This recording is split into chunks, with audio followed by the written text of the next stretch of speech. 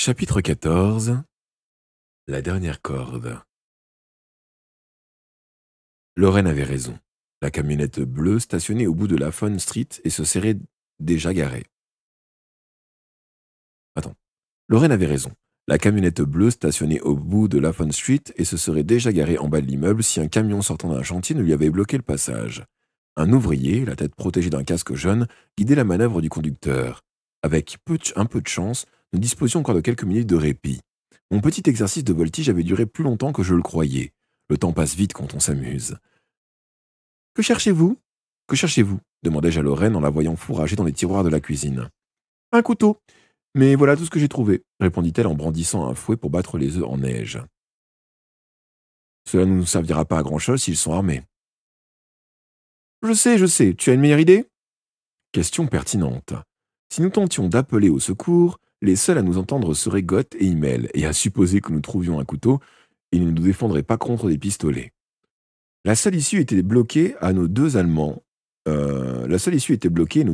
allaient arriver d'une minute à l'autre.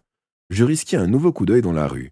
Le camion s'était immobilisé en travers de la chaussée, tandis que l'homme au casque jaune agitait frénétiquement les bras pour le diriger, comme s'il chassait un essaim de mouches invisible. Puis, le camion s'ébranla lourdement.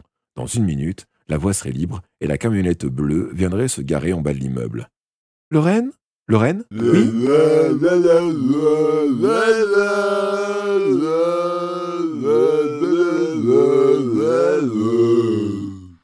Tu es une quiche. Oui. Et merci Donias pour le raid. Installe-toi confortablement en espérant que tu te sentiras bien ici. Lorraine ? Oui ? À présent, elle était armée d'une cuillère à ragoût et d'un tire-bouchon. Le piano. Quoi, le piano, Nick ? Ce n'est pas l'heure de donner un concert ? J'ai un autre projet pour lui, aidez-moi, vite.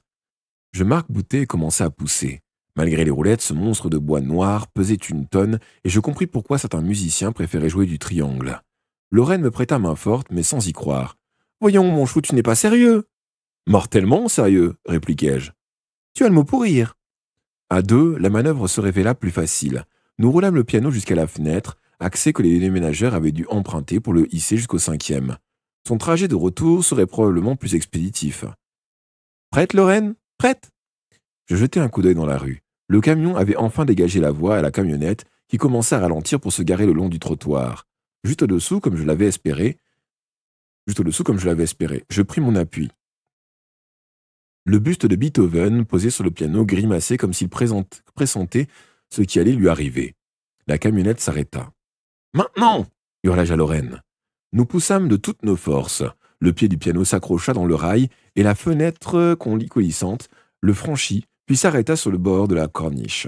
Une nouvelle poussée, le piano sembla hésiter une fraction de seconde avant de basculer tout entier dans le vide. Je peux le certifier à présent, les pianos à queue, Bernstein, sont fabriqués sans aucun souci d'aérodynamique. Son envol fut un spectacle assez étonnant. Imaginez une énorme bête noire à trois pattes, dépourvue d'ailes, qui vola à peine 2 secondes avant de s'écraser sur la camionnette en émettant un dernier arpège. Quant à la camionnette, elle ne risquait plus de rouler un jour. Notre projectile ne l'avait pas totalement aplatie, mais elle était mal en point. Une épaisse fumée sortit du radiateur. Les roues s'étaient désolidarisées de la carcasse et roulaient toutes seules dans la rue, ravies de leur indépendance. Une mare d'huile noire s'élargissait autour de l'épave. Le tuyau d'échappement avait jailli comme une torpille et atterri à une centaine de mètres. Un amas de bois éclaté et de cordes ensevelissaient la carcasse défoncée. « Joli concert, mon chou !» me félicita Lorraine. « Concerto pour piano et camionnette !» murmurai-je.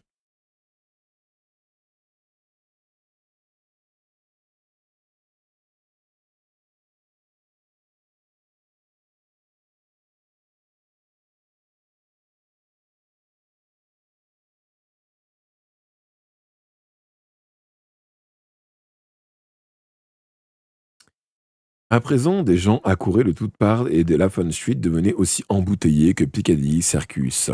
Les badauds contemplèrent d'abord le spectacle bouche bée avant de lever les yeux vers notre fenêtre. Un quart d'heure plus tard, un ouvrier surgissait dans l'appartement, muni des grandes pinces dont il s'était servi pour sectionner le cadenas de la porte. Lorraine et moi le reçûmes assis sur le sofa. « Le piano, c'est à vous ?» s'enquit-il d'un air gêné.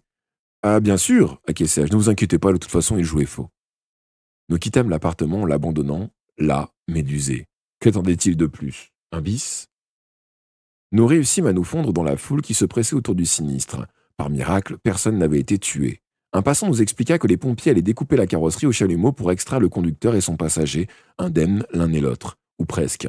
Un médecin s'affairait déjà autour d'eux, bien qu'un mécanicien eût été plus utile. Un taxi nous ramena au bureau où je récupérai hâtivement les maltais avant de suivre Lorraine jusque chez elle.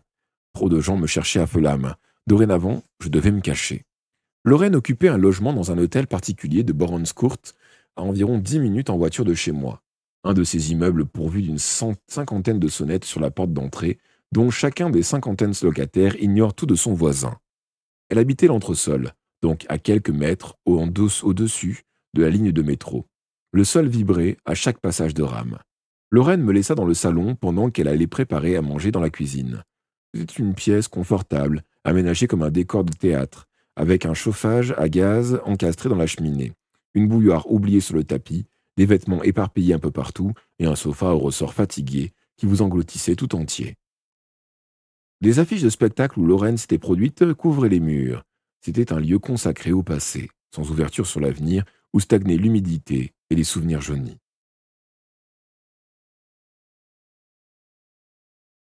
Quand Lorraine reparut avec le plateau, elle avait troqué sa tenue de scène froissée contre une robe d'intérieur. Pour une femme de son âge, elle avait de l'allure. Le repas qu'elle nous avait confectionné était encore plus séduisant. Omelette, salade, fromage, fruits, une bouteille de vin rouge pour elle et un coca pour moi. Nous mangeâmes en silence, heureux d'être là et en vie. Merci, soupirai-je avec un sourire béat en repoussant mon assiette. Oh, c'est à moi de te remercier, Nick. Sans toi, il m'aurait tué. C'est vous qui nous avez débarrassés de nos cordes, lui rappelai-je en examinant une affiche qui la représentait aux côtés d'un homme affublé d'une veste à paillettes. Il avait des cheveux noirs et huileux, une moustache fine et un sourire pour publicité de dentifrice. C'est Harry Blondini, m'informa Lorraine en se levant pour poser un disque sur l'électrophone. Un solo de saxophone envahit la pièce. Elle alluma une cigarette dont les ronds de fumée semblèrent suivre le rythme langoureux de la musique. Le regard humide que Lorraine portait sur l'image de Blondini exprimait assez clairement les sentiments qu'il lui inspirait. Pourtant, elle crut bon de me les confier. « Je l'aimais », dit-elle d'une voix rauque. « Nous avons travaillé 2 ans au théâtre et vécu 5 ans ensemble. Nous projetions de nous marier. À la dernière minute, Harry s'est envolé avec une charmeuse de serpent. Je me demande encore ce qu'elle possédait de plus que moi, hormis un anaconda et un boa constrictor. Harry s'est défilé le matin, même de notre mariage. J'aurais dû le prévoir de la part de le roi de l'évasion, ajouta-t-elle avec un léger sourire. Il aimait les liens, mais pas ceux du mariage. Il s'est évadé, m'a brisé le cœur. C'est alors que j'ai commencé à chanter. Il y a 20 ans que je chante, Nick. Toujours les mêmes vieilles rengaines, et en 20 ans, je n'ai croisé que 2 personnes loyales. Johnny Naples et toi. Tu es un gentil garçon, Nick. Si j'avais eu un enfant, j'aurais aimé qu'il te ressemble. Je n'ai jamais caressé qu'un seul rêve, posséder un endroit à moi, quelque part au soleil. Regarde cet appartement, un entresol où je ne vois jamais la lumière du jour, pas plus qu'au Casablanca Club. Je vis dans un monde bien moche, Nick, bien moche. Peut-être avait-elle bu trop de vin rouge, je ne sais pas. Il lui avait suffi de quelques minutes pour me raconter l'histoire de sa vie, alors que je ne lui avais jamais rien demandé. Et j'étais fatigué, et sale. J'ai envie de prendre un bain, Lorraine. De toutes les baignoires de la ville, il faut que tu tombes sur la mienne. Il n'y a pas d'eau chaude. Dans ce cas, je vais dormir. Installe-toi sur le sofa. J'emportai nos assiettes à la cuisine pendant qu'elle allait me chercher des couvertures, et ce fut seulement lorsqu'elle me souhaita bonne nuit que je me rappelai la raison essentielle de ma présence chez elle. Lorraine, au Casablanca, vous étiez sur le point de me révéler quelque chose au sujet de Johnny. Vous disiez qu'il avait brusquement été frappé d'une illumination à propos des Maltais alors qu'il se promenait avec vous. C'est exact, c'est exact. Où étiez-vous à ce moment-là, Lorraine? Nous étions en train d'acheter des saucisses au rayon d'alimentation du grand magasin Selfridge, dans Oxford Street.